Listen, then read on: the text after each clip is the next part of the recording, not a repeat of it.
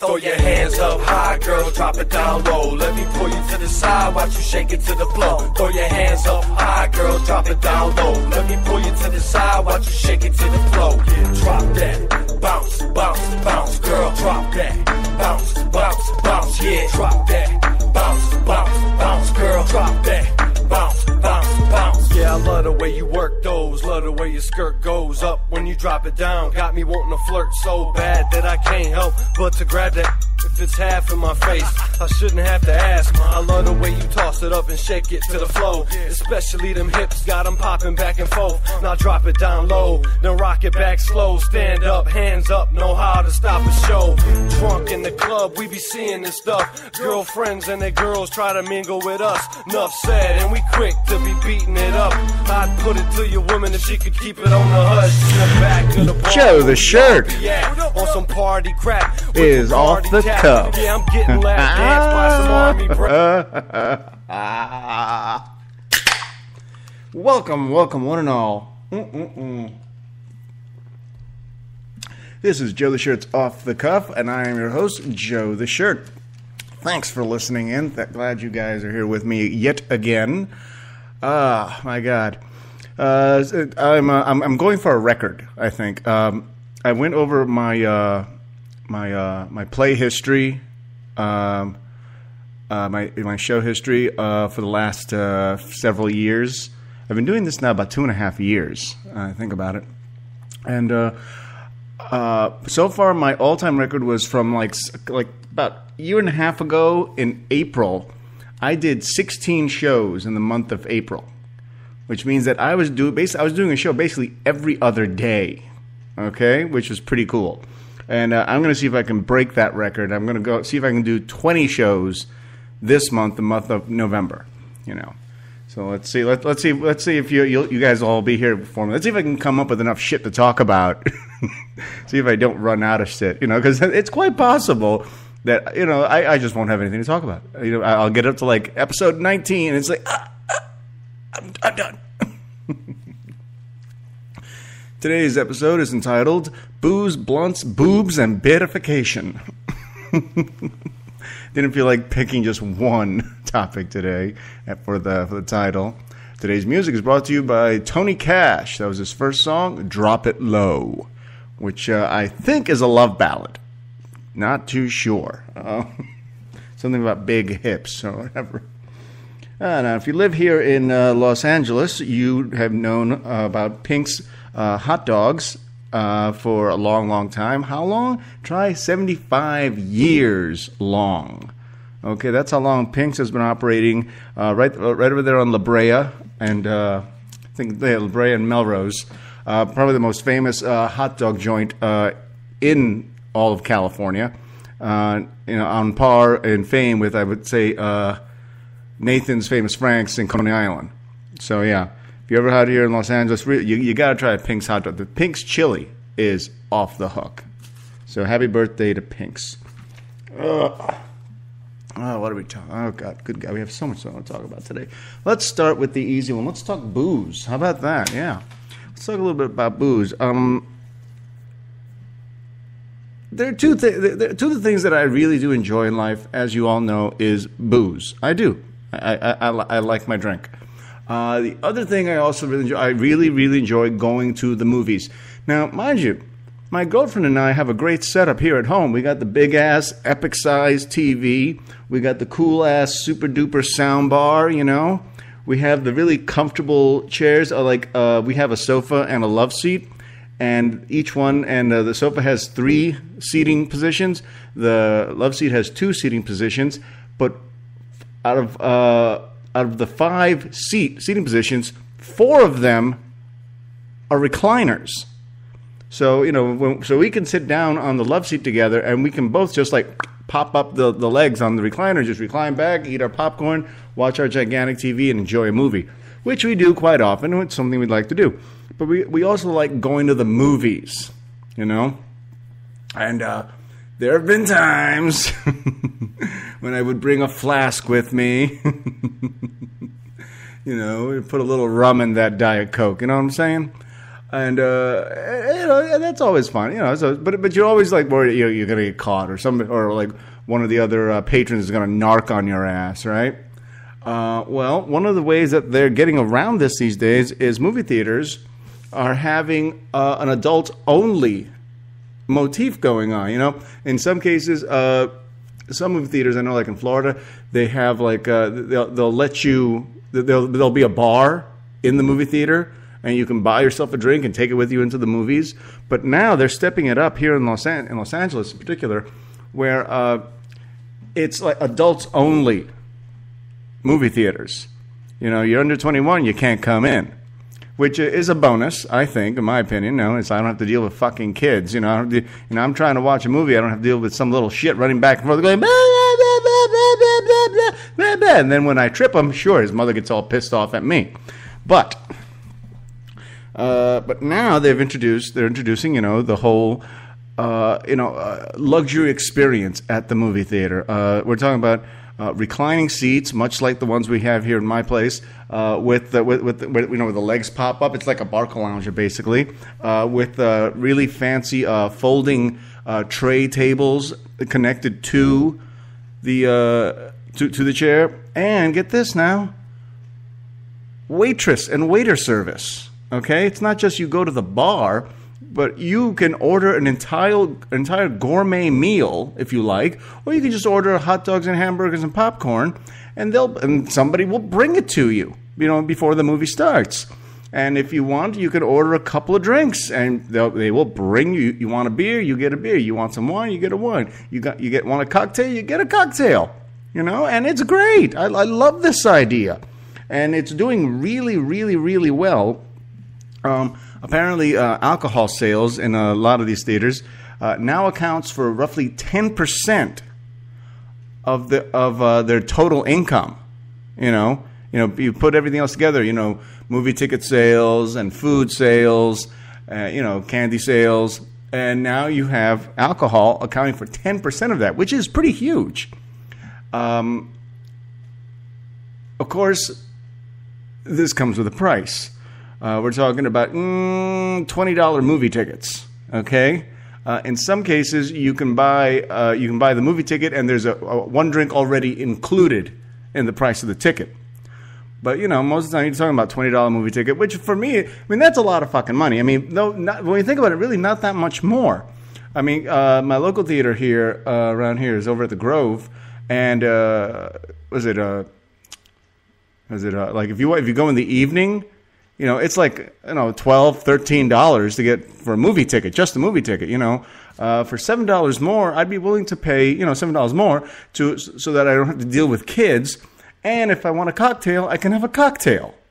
And if I want to order a nice meal, I can order a nice meal. And a lot of these places are not just setting it up in the movie theater so that you can eat and drink there, but they're setting up lounges, around a central bar where you can just go and hang out before and after the movie. You don't have to go out of your way to, let's go to a bar together and have a few drinks. No, hell, we can just hang out right here.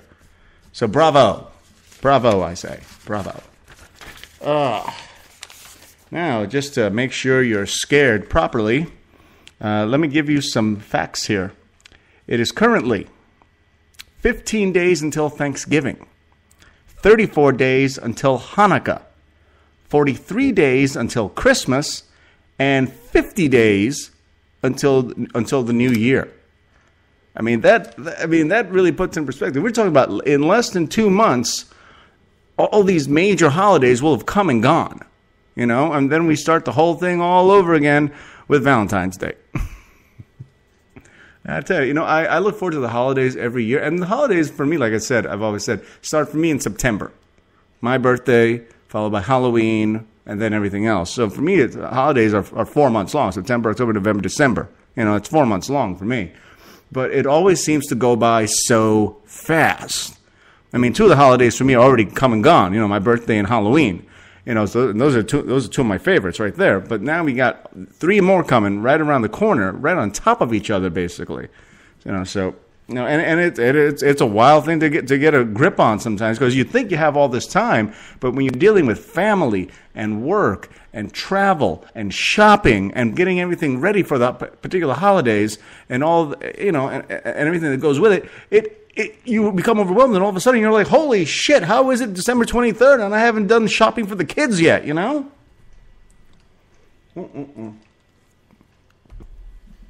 So yeah. Oh, my God. And what was next on my agenda? Oh, blunts. From New York City, actually New York State. Starting November 19th of this month, of this year, a person carrying 25 grams or less of marijuana will not be arrested. Okay? I want you to hear that now. If you're carrying 25 grams or less of pot, you're not going to get arrested. Now, keep in mind, they catch you with it. They're going to give you a summons, and you're going to either have to appear in court or pay a fine of about $100. After that, if you get caught again, there'll be a fine of about $300. But then it stops right there. You know, it doesn't go any higher than that. And speaking as somebody that's been smoking weed for quite some time now, I've never been stopped by anybody, a cop ever, and have them found weed on me. You know, it just hasn't happened. You know, if anything, the only times I've ever been stopped by cops is when, you know, they were like breaking down my front door. But that's a whole different Oprah. We'll get into that. I've already told you that story. Now, let's see. In New York City, the police commissioner, William J. Bratton, holds up a bag of oregano in this picture here to show what 25 grams of marijuana looks like.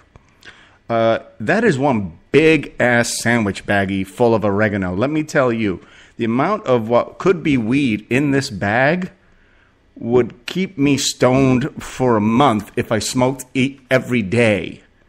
And I do smoke every day.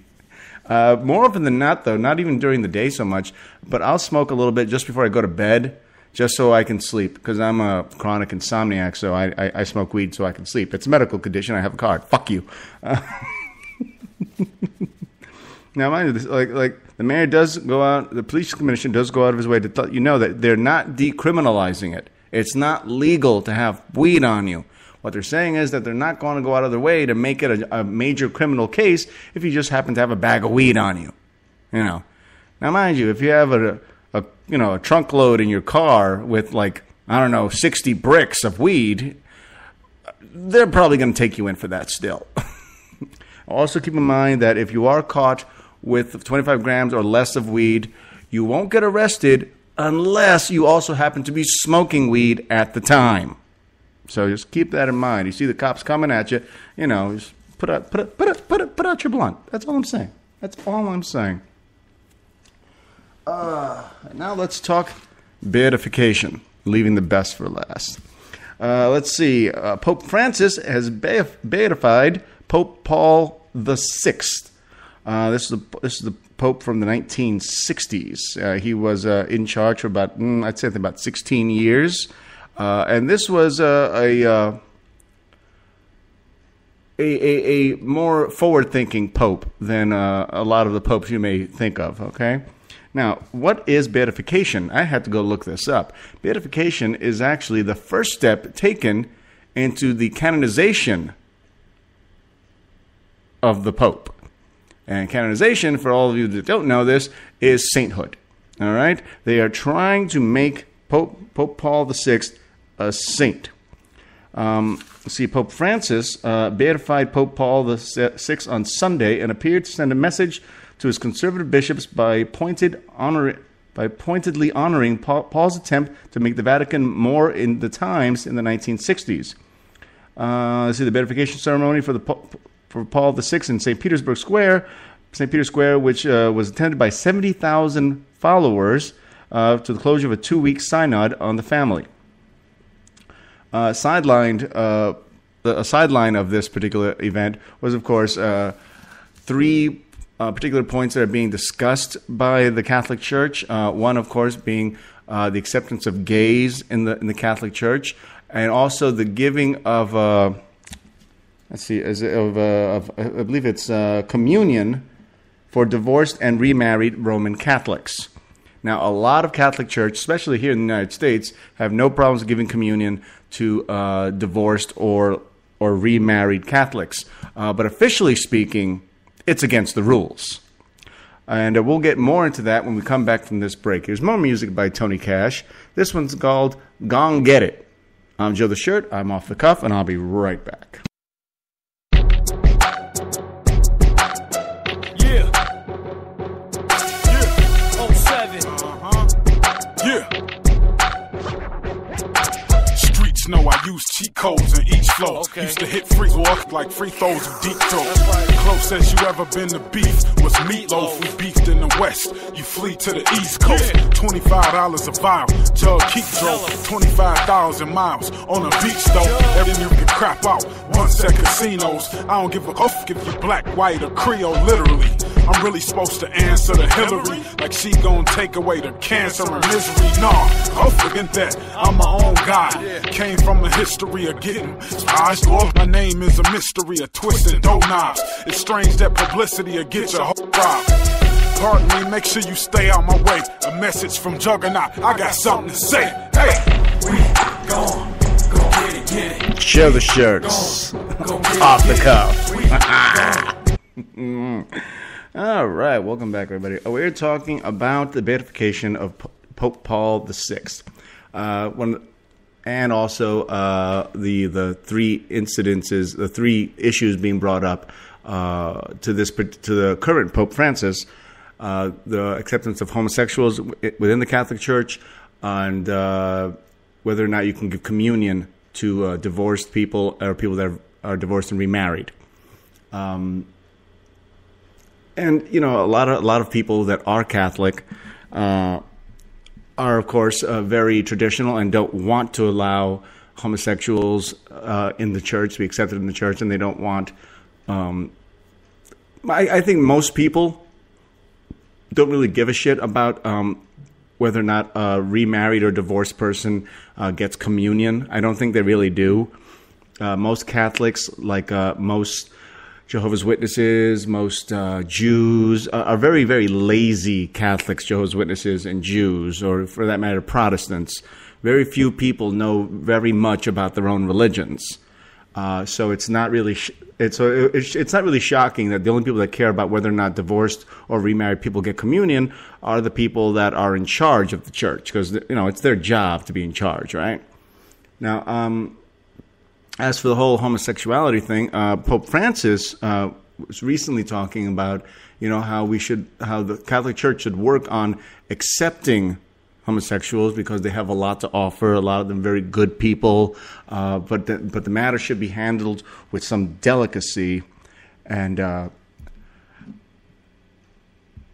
two things come to mind on this issue. Okay, one being.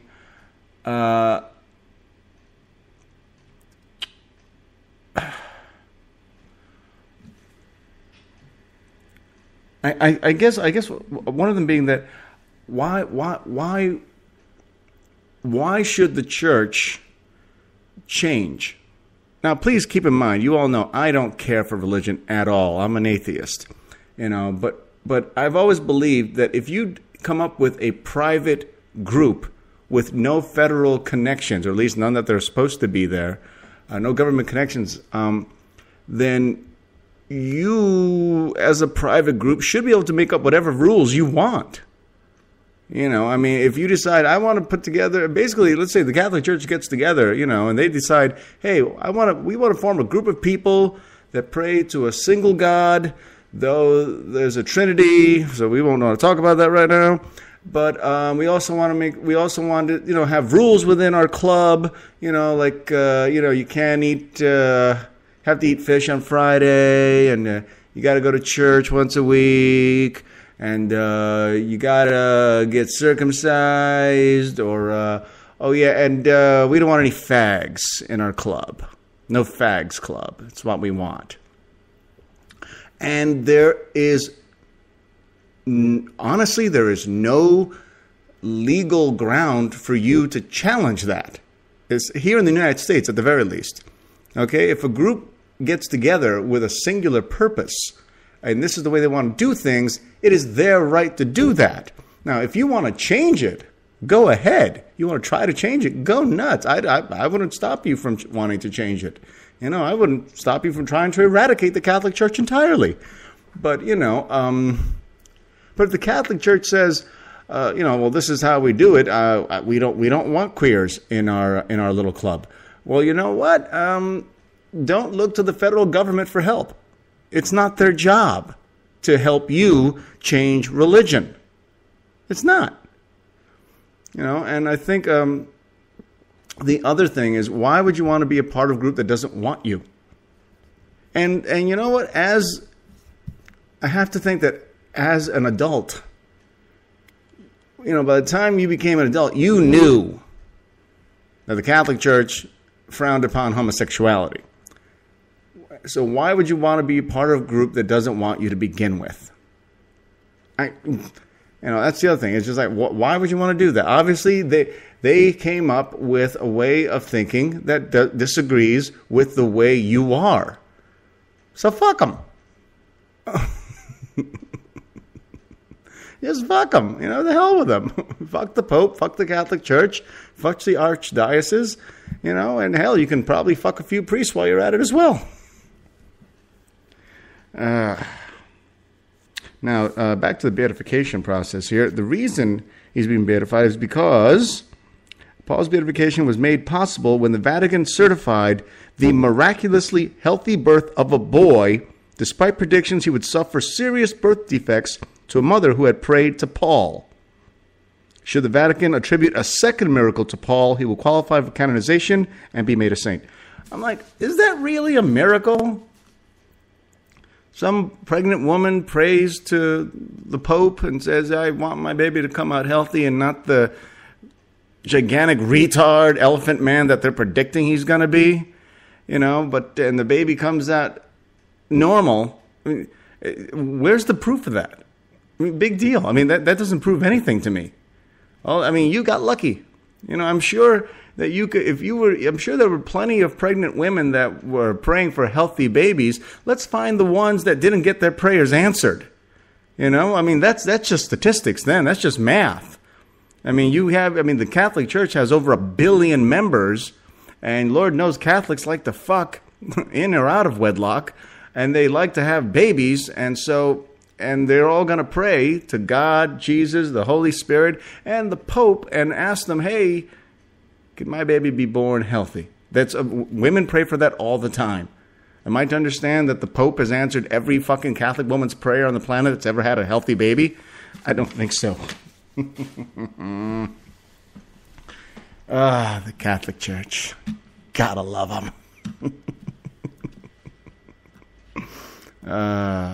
And now, of course, boobs. But before we get to boobs, it's time for part C of some of my favorite phobias. I am going through a list of phobias, and I am going through them A through Z. I'm not reading off all of them because there's way too many. Just the A's alone was over 100. But I'm picking out the ones that I find interesting. So let's go with this. Phobias. If you have cacophobia, C-A-C-O phobia, you have a fear of ugliness. See, I would have that fear, but I also know how to turn off the lights. If you have kelaginophobia, you have a fear of beautiful women. Now, I got to tell you, I don't fear beautiful women, but now anyway. But when I was a kid, I was a teenager growing up, I was intimidated by beautiful girls, beautiful women. Yeah, sure. But that was because I was trying to fuck them. But this particular phobia refers to, you are absolutely deathly afraid of a beautiful woman. We also have cathysophobia, which is quite possibly one of the dumbest phobias I've ever heard of. That's a fear of sitting.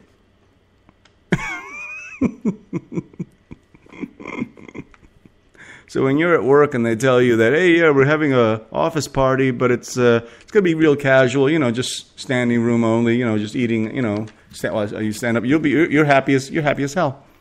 Makes you wonder how you get into bed, because, if you're like most people, I know what I do. When I go to bed, I sit down on the bed, and then I lay down on the bed. Are these people just falling back flat, flat backed, or are they just jumping into bed and avoiding the whole sitting thing? I don't know. If you have chorophobia, you have a fear of dancing. Hello, Kevin Bacon. If you have cypridophobia, you have a fear of prostitutes and VD. That's not a bad fear to have. If you have, coulrophobia, you have a fear of clowns. Okay, that's a really common one, actually. Now that I think about it, a lot of people have that one. If you have coitophobia, yeah, you guessed it, you have a fear of sex. Never had that fear, ever. Oh, actually, that's not true. I remember one time I was on some pretty heavy meds, and I was at a swinger party, where people are just like swapping their partners for fucking other people. But the meds were fucking with my junk, so I actually went to the party with the hope of like, I hope nobody wants to fuck me. That was a first. And sure enough, a 21-year-old, 5'10" brunette named Meredith wanted to fuck me. And she tried. Good God, she tried. And it just wasn't working. She's like just slamming her pussy on my dick, and it's like not barely working. And she's like, I was like, what's wrong? And I was like, I'm taking medication because I've been sick, and I can't, it's, in about 2 weeks I'll be fine. She's like, okay, just call me when you're off the meds. I'm like, okay, I will. If you have coprostasophobia, you have a fear of constipation. Man, that's somebody that, I guess that's somebody that eats a lot of fiber and grape nuts and beans. And if you have coprophobia, you have a fear of shit. Real feces, yes, actual shit. Wouldn't it be great if somebody had both of these, coprophobia and coprostasophobia, fear of constipation, and a fear of shit? What do you do? And now, of course, we're going to do celebrity birthdays. That's right. I know it's your favorite part. Don't act like it's not. If you had a birthday yesterday, November 11th, you share birthdays with politician Barbara Boxer, turned 74. Callista Flockhart turned 50. Jesus Christ. Stanley Tucci turned 54. Demi Moore turned 52. And Leonardo DiCaprio, believe it or not, is now 40 years old. I remember meeting Leonardo DiCaprio like forever ago when I was in Mexico City for work. And he was there filming Romeo and Juliet. And I met him on the plane on the way back to Los Angeles. And what made it interesting is the plane landed and they had to taxi us, because of the international flight. And they had to taxi us into the airport. And he was on the floor of the big bus vomiting into a paper bag because he had drank a lot of vodka. Okay, but if your birthday is today, November 12th, you share a birthday with Ryan Gosling is 34 years old, Anne Hathaway is 32 years old, OKC phenom Russell Westbrook is 26 years old, Neil Young is 69 years old, and Nadia Comaneci, Olympic star, that first, I believe she was the very first gymnast at the Olympics to score a perfect 10. She turns 53. Megan Mullally from Will and Grace fame is 56 years old. And baseball slugger Sammy Sosa is 46. Wow. And now, we're going to take a little bit of a break. Here's more Tony Cash with his song, Thumbs Up Clean. I'm Joe the Shirt. I'm off the cuff, and I'll be right back.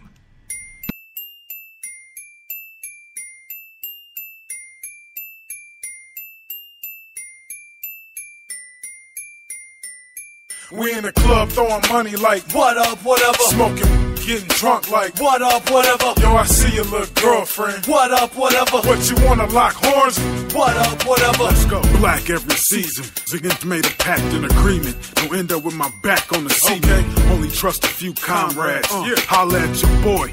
I'm in the hood like Comcast. You can never write a good enough contract. Nighttime, stay hooded up for the combat. Yeah, lock me up, I know just who to contact. That's right. Putting this contrast, what a contact. It don't matter the music, stay hating. Oh, again, you Clay Aiken. Yes, my advice is pray and stay patient. Move away, save and change statements. Say what you weigh, maintain the maintenance. Say what Show you the say, shirt ain't made of Franklin. is off the Short cuff. fuse, my brain. Welcome back. All right, that was Tony Cash, his song Thumbs Up Clean. Right on. All right, today's show is entitled Booze, Blunts, Boobs, and Beatification. I've covered booze, I've covered blunts, I've covered beatification. Now let's talk boobs. Everybody loves boobs. I love boobs. I've been enamored with boobs since the very first set I ever laid my eyes on, my mom's. Mind you now, my mother was actually a very thin woman when she had me. She was actually a very young woman. She was only 15 years old when she had me. So she was really thin. Not much in the boob department. But you know what? When you happen to be only 6 pounds, 15-year-old tit looks gigantic. Not that I really remember all that much. I remember the last time I saw my mother's boobs. This was like year 2008 or something. You know, not like we were doing anything, but you know, she was coming out of the shower and she's like rewrapping the towel around her boobs, and the towel opened up a little more than she thought it was going to, and I saw her boobs and her nipples were the size of pancakes. They like took up the entire tit. Love boobs, gotta love boobs.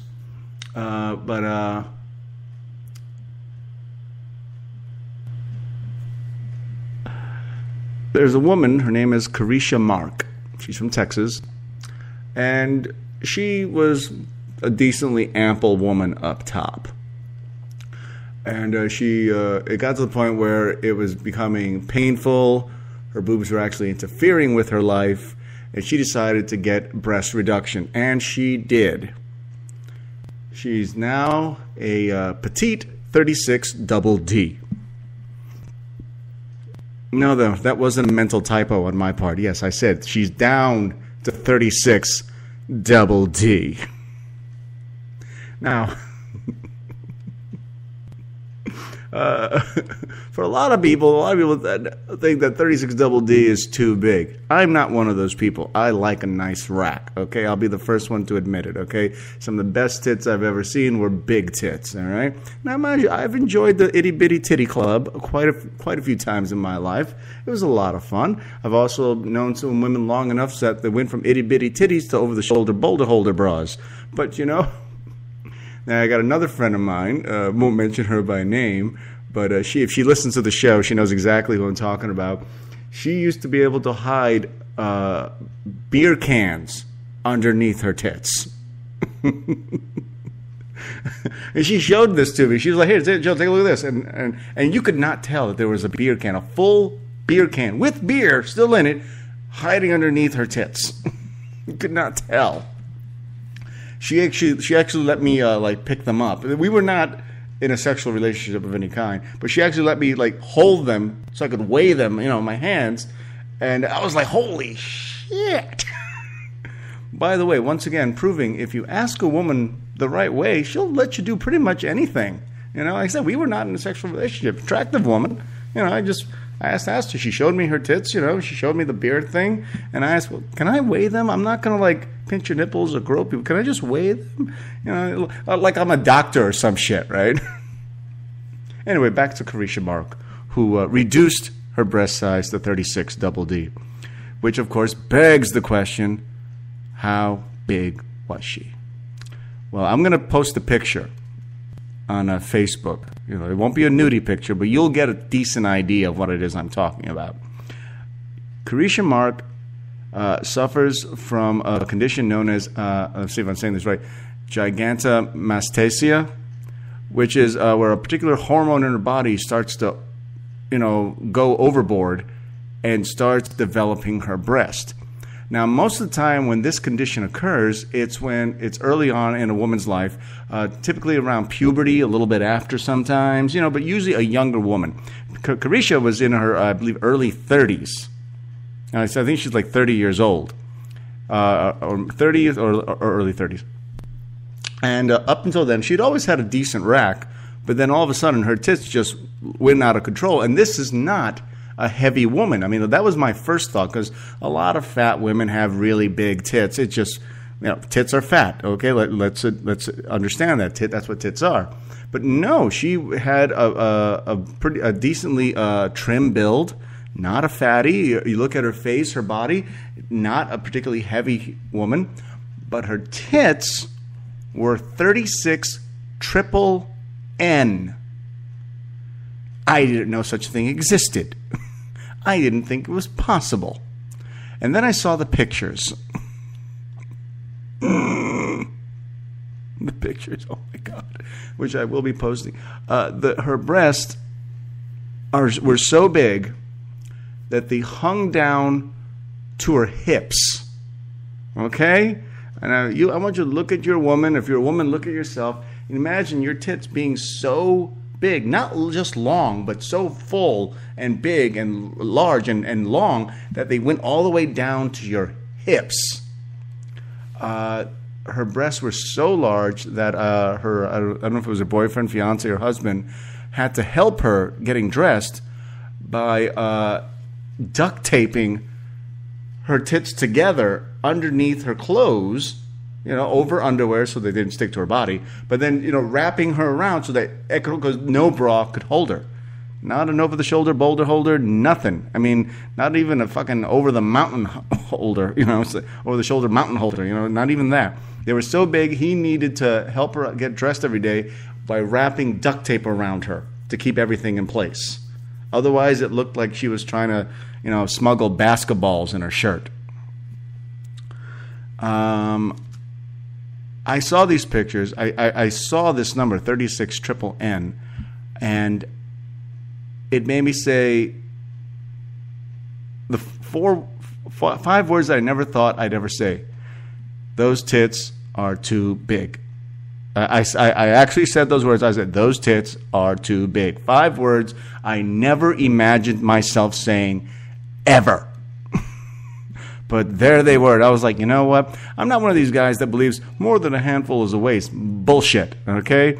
There's no such thing as...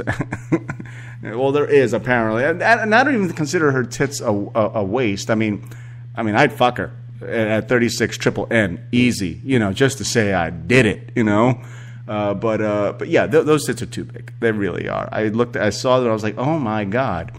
But no, I don't believe, for the most part, I don't believe in the whole more than a handful's a waste. No, it's not. Nice, big, pillowy tits. Ooh, good God.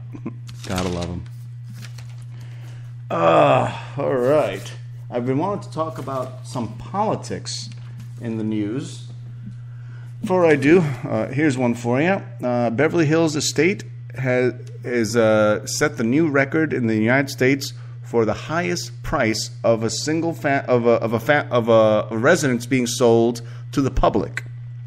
It's called Palazzo de Amore. It's a villa right here in Beverly Hills, set on 25 acres with vineyards, and is listed at, are you ready for this?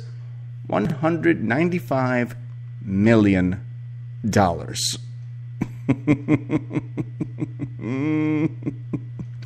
And I've seen the pictures of this place. Just the living quarters are about 35,000 square feet of actual living space.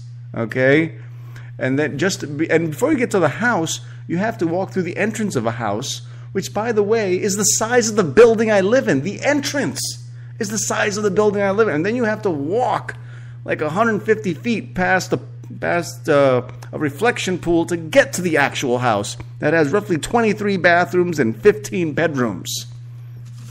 That's a lot of house. Okay. Wanted to talk a little bit about politics before I get out of here today. And maybe tomorrow I'll have even more. I'm going through stories. I'm happy I'm able to do a lot of these. Okay.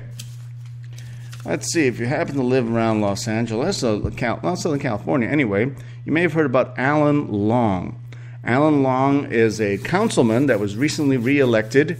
For let's see, Alan Long. He's a former mayor, and he was recently reelected to city council. He got 5,339 votes from in Murrieta.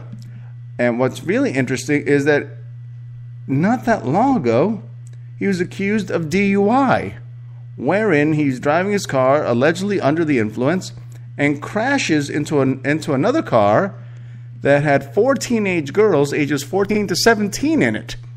Luckily, no deaths, but there were some minor injuries, moderate to major, actually, in the girls from 14 to 17 years old. His blood alcohol level, 0.08%, which is exactly the limit. You're officially legally drunk. I don't believe for a second that he was. But it once again shows you that you can fuck up as a politician and get away with it. He got away with it. He's not doing jail time. He's not going to court. He's a new council. He's a councilman again. Which brings me, of course, to a mayor actually from Santa Ana, Mayor Miguel Pulido, apparently won an unprecedented 11th term in Tuesday's elections, despite ongoing district attorney's investigation into a controversial downtown real estate deal. Apparently, they're investigating Pulido's relationship with an auto parts business owner with whom the mayor swapped real estate. In the transaction, the mayor's family exchanged a piece of downtown real estate for a house in Westminster. Real estate records showed that both pieces of real estate were valued at $200,000. But after the sale was recorded, the Orange County Assessor Office determined that the Westminster home actually had an appraised value of $430,000. Pulido's family later sold the house for a $197,000 profit. 15 months later, Pulido and his council colleagues voted to make the auto parts dealer the sole provider for the city's fleet of 753 vehicles, a 3-year contract valued at $1.35 million. So not only was this guy able to basically take a bribe to give this other guy a contract, they reelected him, even though they all knew. Okay. Now, one of the big deals that's been going on here in Southern California is our governor, Governor Brown, I believe it is been bitching and moaning that he doesn't like the idea of releasing prisoners before they commit to their full time in prison. And he doesn't care, generally speaking, what the offense is. He doesn't care if it was the first offense, if it was an incredibly minor offense. He doesn't care if it was a minor drug offense. A lot of people in the state and in the federal government have been pushing for early release for a lot of these prisoners because, of course, it's very, very overcrowded in California prisons. Way, way overcrowded, to the point that a federal judge told them, you either release these guys, approximately 40 to 50,000 of these prisoners, before the end of the year, or we're going to do it for you. And instead he started sending prisoners to other states and doing everything he could to keep the prisoners imprisoned, even, like I said, for very minor felonies. And then, former Democratic State Senator Roderick D. Wright arrived at the county jail late last Friday, to serve a 90-day sentence for 8 felony counts, including perjury and voting fraud, in a case centered on whether or not he lied about living in the district he sought to represent. Apparently, he did lie, and he was found guilty. And 8 felonies now. He got a 90-day sentence, but was released that same day due to overcrowding. I'm sorry, I thought Governor Jerry Brown said you can't go around letting these fuckers off. I don't care if their crime is small or whatever. They had an ounce of weed on them, send them to jail. They had a nickel bag on them, send them to jail. What's that guy got into a minor bar fight? Send him to jail. His first offense, send him to jail. But no, oh, look at this. A politician commits 8 felonies that would have affected, that in effect affected, the entire region that he was supposed to be representing. We let him go. As if he was Paris Hilton or something, or Lindsay Lohan, just let him go. We're overcrowded. He's white, he's rich, he's a politician. Just let him go. And finally, in Ohio, a ban on false political speech has been killed. It is now official. A federal judge has struck down an Ohio law that bars individuals from knowingly making false statements about political candidates. So, in the state of Ohio, if you want to tell lies about your opponent, it's perfectly legal for you to do so. And I have so much more I would love to get through, but you know what? We're out of time. I thank you for listening. It's always a great time having you guys here. Even though I can't see or hear you, I know you're out there, and I love you for it. Anyway, that is my time. Time for one more song by Tony Cash. It's called Smoke and Drink. I'm Joe the Shirt, and I've been off the cuff. Drink and smoke, put a couple on it, homie, you can take a toll. Yeah, I drink, smoke and drink. Yeah, all through the week, Grey Goose and Hennessy. Smoke, drink and smoke, put a couple on it, homie, you can take a toll. Gotta drink, smoke and drink. Yeah, all through the week, Grey Goose and Hennessy. Smoke, drink and smoke. Split from the club with some chick I don't know, moving slow-mo, sitting pretty on some low pros. Most hoes sniff coke by the boatload.